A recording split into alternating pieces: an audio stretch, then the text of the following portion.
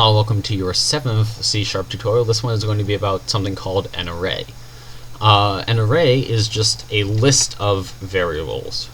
It's like, it's exactly like a list. Like if I were to write out a list of like 10, 20, 50, I don't know why it's doing that. But anyway, if I were to do this, this is essentially what an array is like. It's like, well, we have a 10, a 20, a 500, 96,092, and a 58,192. And that would be what the array is, what's in the array. So to create an array, you write int, or whatever type you want. You can make an array of any type, but I'm just going to go with integers. And then you do open bracket, close bracket. You can also give it a number in there that specifies the size, but I'm not going to do that right now because there is an easier way. So if you just do this, you now have an integer. It doesn't have a size, but it exists as an array, which just means that there is a list called x. And inside of x, there are some amount of things. We don't know how many there are, per se, but you can figure that out pretty easily. Now, to assign it, you can't just write int x equals 50. That will not work. What you have to do is you have to write the curly bracket, 50, and then in here, now, if you... console.readline. If you write console.writeLine x, you will notice that it is not okay. It doesn't. I mean, it's okay with it, but it doesn't print it out correctly. It writes system.in32 and then two brackets, and you're like, well, that's not what I wanted. I wanted 50. It doesn't know you want 50 because you just wrote x. You have to access it, and to access a variable inside of an array, or to retrieve the data from the array, or whatever you like to call it, getting the number out of it. I don't know.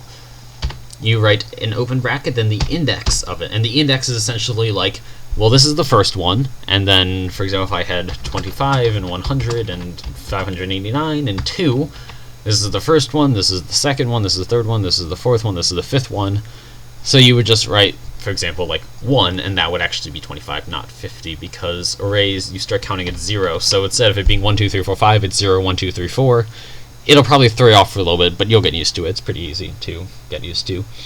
So, for example, now if you write console.writeLine x0, it will write 50 on the screen, because in x, the 0th or first element is 50, and inside of each one is called an element.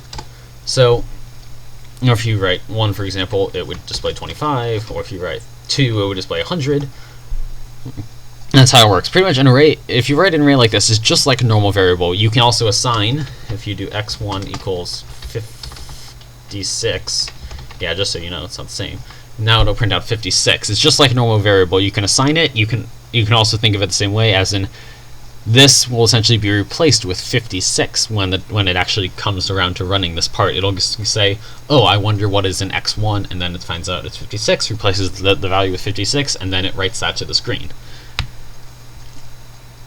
And that's really the basics of arrays. To get the length of an array, which we won't need quite yet, but I'm going to show you how to do it anyway, all you have to do is the name of the array dot length, and that's capitalized. You can also write get length, and I believe that does the same thing if you feel like doing that. Oh, right, because anyway, just write dot length, and that'll be what you actually want. So that's it for this quick tutorial. Thanks for watching, and sources and description as always, and goodbye.